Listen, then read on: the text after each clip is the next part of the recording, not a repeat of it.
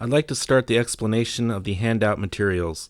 Today's presentation focuses on how the water processing facility removes radioactive particles, which is part of the entire water processing system's function. As explained in last week's presentation, the accumulated water in the reactor building and turbine building is transferred to and processed in the centralized radiation waste treatment facility.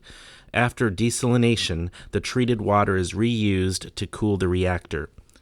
Today I will explain how the radioactive materials are removed in the system, which has been circled with a red bold line in the handouts. Such a role is served by two facilities, namely the cesium absorption apparatus and decontamination instruments. First, Curion's cesium absorption apparatus. We have installed 4 series of the system, and currently 2 series are under operation. The total process capacity is 50 cubic meters per hour, and each series can process from around 10 to 20 cubic meters per hour. The total capacity of 50 cubic meters per hour is equivalent to 1,200 tons per day.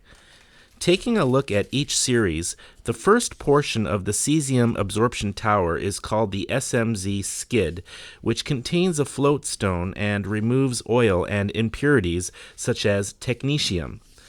The next portion with the 4 vessels is called the H skid, which absorbs cesium.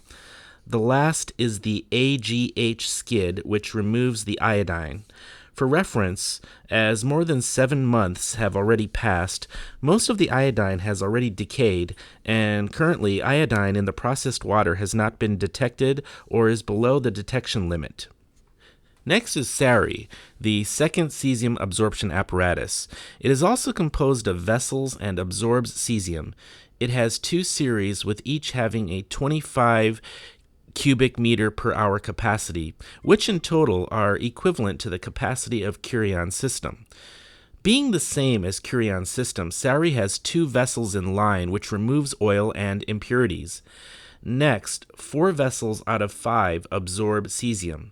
Lastly, the media filter, a small filter, processes the water in order to prevent absorbent leakage.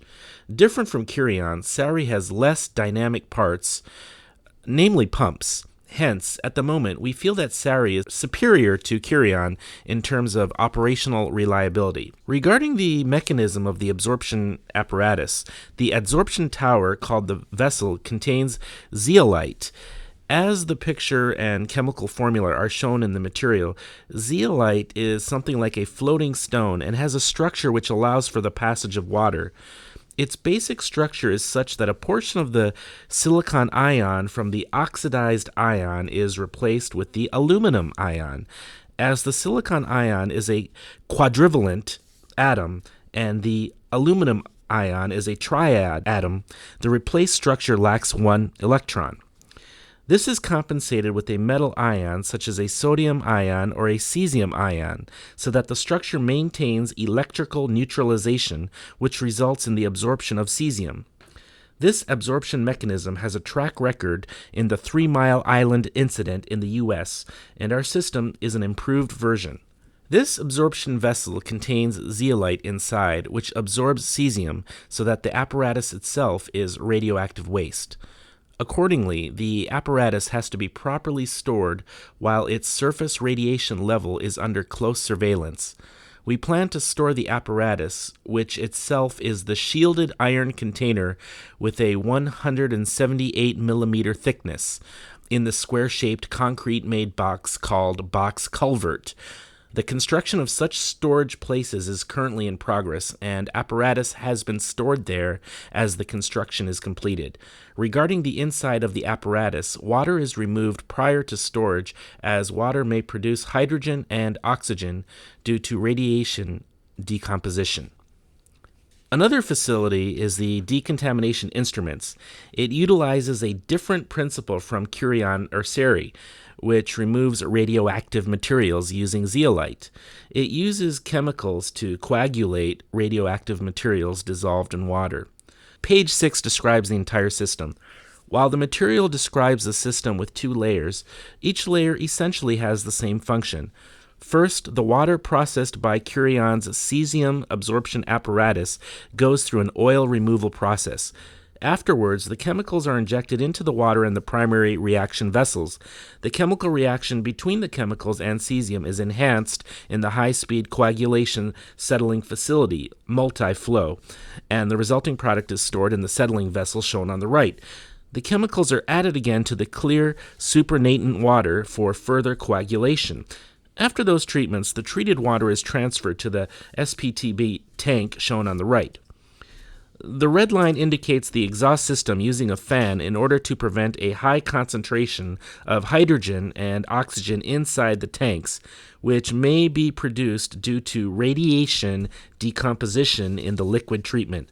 Please refer to the next page for the detailed mechanism of this system.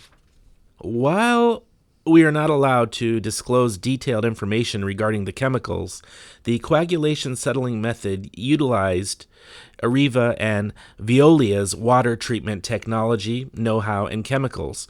As shown in the picture below, Areva's system feature is that the chemical injection incurs a chemical reaction for the coagulation of cesium, and that the microsand with adhesive polymer enhances high speed and less time-consuming coagulation. As shown in the picture on the left, we have conducted a comparison analysis among the inorganic flocculant, organic flocculant, and silicate flocculant, and applied the best formula in the operation after checking its effect on the test operation. As a result of the treatment, Areva's decontamination instruments produce waste sludge containing 100 times the concentration of radioactive materials as the pre-treated water does. Such radioactive waste, which is in the form of slime, is stored in the pellet storage tank in the process main building. It is stored in the container with the 1 meter thick concrete wall. 580 cubic meters is currently filled with these wastes.